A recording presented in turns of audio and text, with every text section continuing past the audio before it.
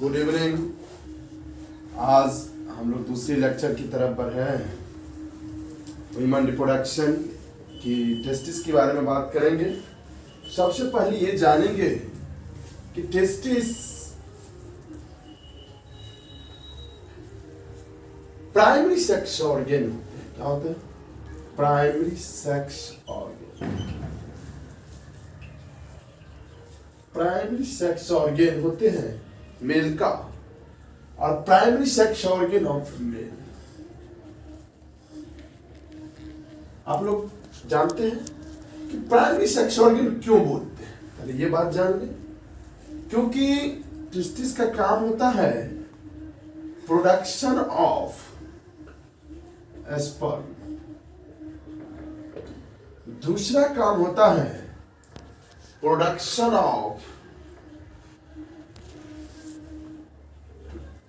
Of male sex hormone. Male sex hormone की बात करें तो हम लोग बात करेंगे टेस्टोस्टेरोन। और ये टेस्टोस्टेरोन करता क्या है? कंट्रोल्स secondary sexual character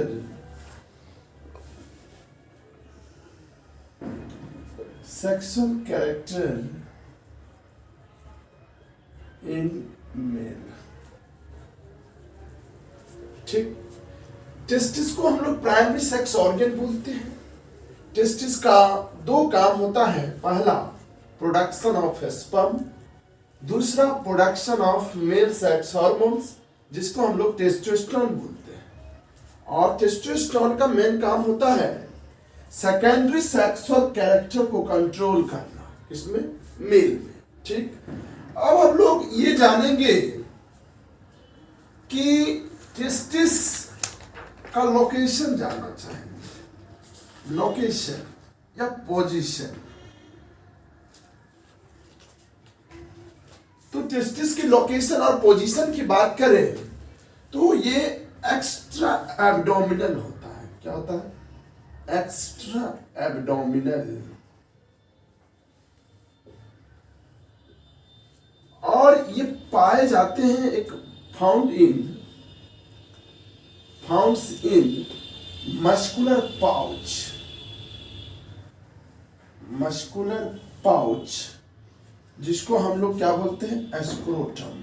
क्या बोलते हैं? स्क्रोटम। ठीक, अब देखेंगे कि मान लीजिए अब ये टेस्टिस जो है इस थैले में है, इसी को हम लोग स्क्रोटम बोलते हैं और इसको रैफे बोलते हैं। इसको क्या बोलते हैं? रैफे।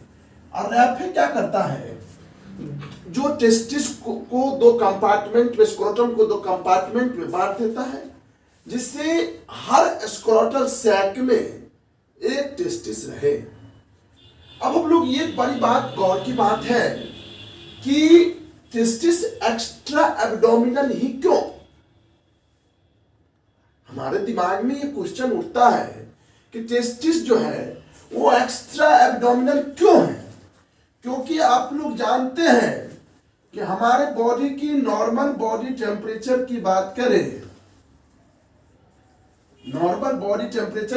करें, तो ये होता है 36 डिग्री सेल्सियस। ठीक, लेकिन स्पर्म प्रोडक्शन के लिए 2 से 2.5 डिग्री सेल्सियस कम। नॉर्मल बॉडी टेम्परेचर कितना हुआ? 37 डिग्री सेल्सियस। और इससे कोर बॉडी टेम्परेचर से 2 से 2.5 डिग्री सेल्सियस कम। मतलब ओवरऑल बात किया जाए तो कितना हो जाएगा? 37 माइनस 2, ये बराबर कितना हो जाएगा? 35 या 34.5 डिग्री सेल्सियस। इतने टेम्परेचर की रिक्वायरमेंट होती है स्पर्म प्रोडक्शन के लिए।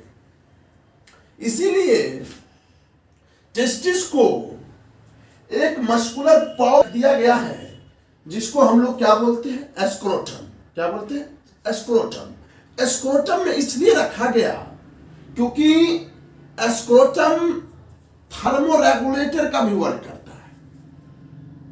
फिर थर्मोरेगुलेटर, और थर्मोरेगुलेटर कहने का मतलब यह हुआ कि टेस्टिस का टेम्परेचर को रेगुलेट करता है। कौन? स्क्रोटम्स। बहुत सारे मैकेनिज्म जानेंगे कि टेस्टिस वाल में डार्क मसल्स होते हैं जो टेम्परेचर रेगुलेशन में मदद करते हैं। फिर पैम्पेरिफॉर्म प्लेक्सस ऑफ वेन होते हैं।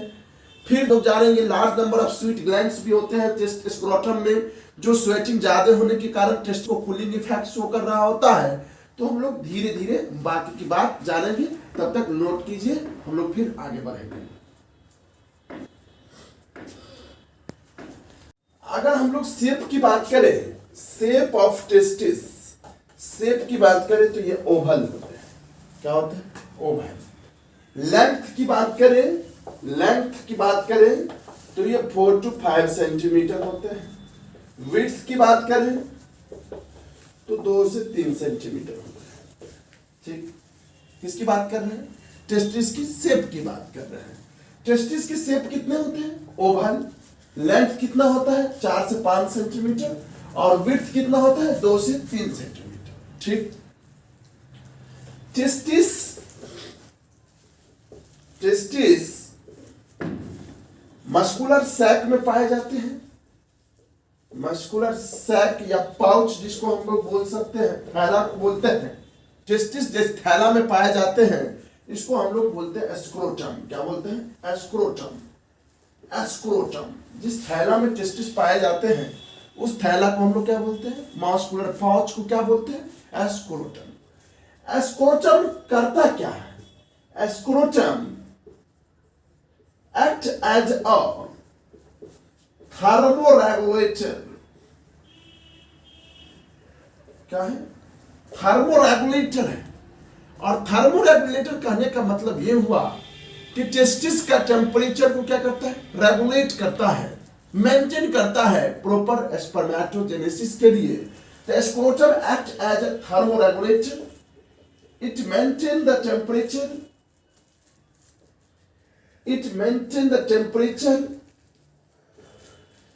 of testis 2 to 2.5 degrees Celsius lower than body temperature. And this temperature is ideal for sperm production।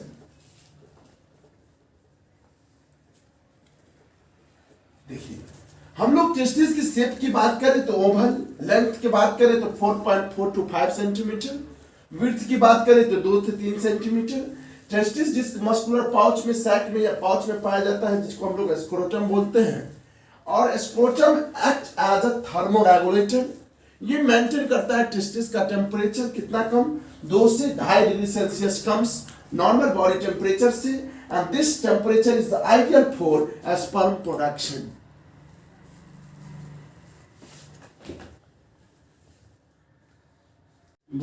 देखिए, ये जो हम बात कर रहे हैं इसी को हम लोग स्क्रोटम बोलते हैं। क्या बोलते हैं इसको? स्क्रोटम। और इसको हम लोग बोलते हैं जो टेस्टिस को या स्क्रोटम को जो 2 वाल पार्टीशन किया है उसी पार्टीशन को हम लोग रैफे बोलते हैं। क्या बोलते हैं? रैफे। ठीक, इस रैफे क्या करता है? स्क्रोटल सैक को 2 कंपार्टमेंट में बांट देता है और इसमें एक गोलिश ये होते हैं टेस्टिस। एक स्क्रोटल सैक में एक टेस्टिस होते हैं। ठीक, अब ये स्क्रोटल सैक है और इस स्क्रोटल सैक में क्या है? टेस्टिस है। अब ये टेस्टिस जो है इस स्क्रोटल के वाल से, किसके? स्क्रोटल के वाल से जुड़े हुए होते हैं। क्या होते हैं? जुड़े होते हैं। अब इस स्क्रोटल के वाल से जो जुड़े होते हैं इसको हम लोग गुबार्नाकुलम बोलते हैं। क्या बोलते हैं? गुबार्नाकुलम। गुबार्नाकुलम। और इस गुबार्नाकुलम के माध्यम से ये कनेक्टिव टिश्यू है जो टेस्टिस को कनेक्ट कर रहा है। इस टेस्टिस को होल्ड करके रख रहा है। होल्ड मतलब पकड़ के रखा हुआ है, जुड़ा हुआ है, स्क्रोटल के वाल से जुड़ा हुआ है। और इस स्क्रोटल के वाल से जुड़ा हुआ जो कनेक्टिव टिश्यू है जिसको हम लोग क्या बोलते हैं, गुबार्नाकुलम। क्या बोलते हैं, गुबार्नाकुलम। अब हमको ये दिखाई देता है कि ये एब्डोमिनल रीजन है, ये एब्डोमिनल रीजन है।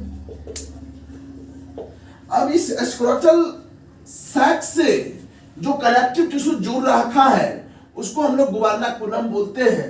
अब ये एब्डोमिनल कैविटी से बात करें तो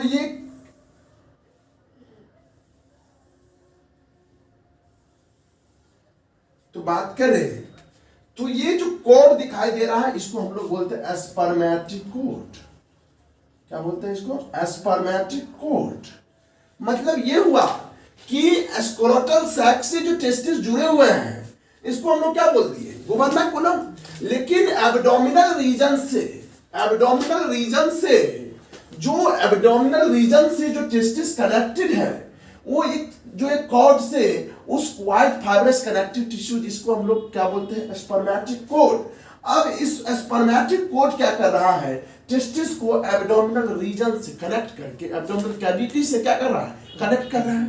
अब इस स्पर्मेटिक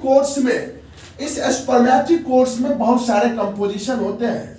जिस स्पर्मेटिक कोड्स में गोनैडल आर्टरी होते हैं, गोनैडल वेन होते हैं, गोनैडल नर्व्स होते हैं, लिम्फेटिक वेसल्स होते हैं, इसके बाद भास डिफरेंस होते हैं। ये सब सारे किससे पास हो रहे होते हैं, स्पर्मेटिक कोड से। अब ये स्पर्मेटिक कोड अगर बात करें तो ये स्पर्मेटिक कोड्स जो है इसको हम लोग बोलते हैं इंग्यूनल कैनाल बोलते हैं। क्या बोलते हैं इसको, इंग्यूनल कैनाल बोलते हैं। क्या बोलते हैं इसको, इंग्यूनल कैनाल बोलते हैं। अब इस इंग्यूनल कैनाल के माध्यम से स्पर्मेटिक कोड्स क्या हो रहे होते हैं, पास कर रहे होते हैं। अगर समटाइम्स, क्योंकि आप लोग जानते हैं बच्चे की टेस्टिस जो है किडनी के बना कितने मंथ में, 7th वीक पर टेस्टिस का फॉर्मेशन हो गया। अब इस टेस्टिस जो है अब ये डिसेंड करेगा। अब ये 7वें मंथ पे ये टेस्टिस डिसेंड करके एब्डोमिनल इंगुनल कैनाल के माध्यम से ये टेस्टिस जो 7वें वीक में बना है वो कितने मंथ पे, जब 7वें मंथ हो जाएंगे फर्टस का तो ये टेस्टिस क्या करता है, इंगुनल कैनाल के माध्यम से डिसेंड करके स्क्रोटल सैक में चला आता है। ठीक, अब ये कहिए कि सर ये टेस्टिस जो है डिसेंड करते हुए किसके माध्यम से, इंगुनल कैनाल के माध्यम से वो खिसकते हुए कहा गया स्क्रोटल सैक में। अब लेकिन समटाइम्स क्या होता है, क्योंकि आप लोग जानते हैं टेस्टिस जो स्क्रोटल सैक में जो आते हैं मतलब 7th वीक में इंगुनल कैनाल के माध्यम से डिसेंड कर जाते हैं स्क्रोटल सैक में। इसके लिए डिसेंडिंग ऑफ टेस्टिस के लिए एक हार्मोन रिक्वायरमेंट होता है जिसका नाम है टेस्टोस्टेरोन। क्या नाम है, टेस्टोस्टेरोन।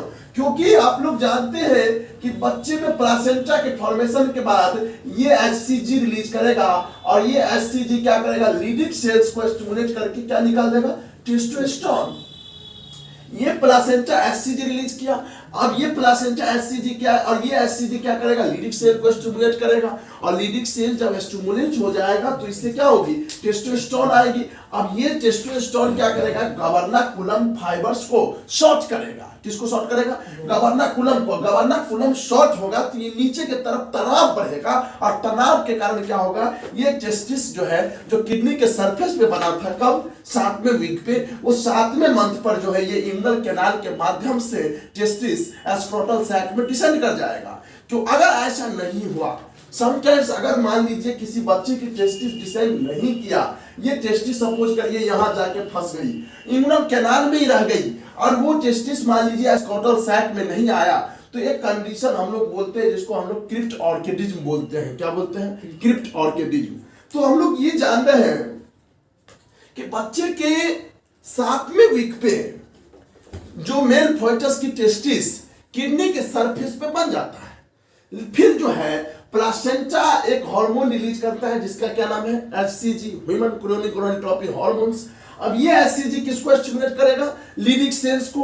अब ये लिडिक सेल्स ये स्टिमुलेट होगा तो ये टेस्टोस्टेरोन आएगा और ये टेस्टोस्टेरोन गवर्नाकुलम फाइबर्स को शॉर्ट कर देगा और शॉर्टनिंग ऑफ गवर्नाकुलम के कारण क्या होगा, जो किडनी के सरफेस पे जो टेस्टिस बने हुए थे वो डिसेंस कर जाएंगे और इग्नोर कैनाल के माध्यम से, और वो टेस्टिस कहाँ चले आएगा, स्क्रोटल सैक में।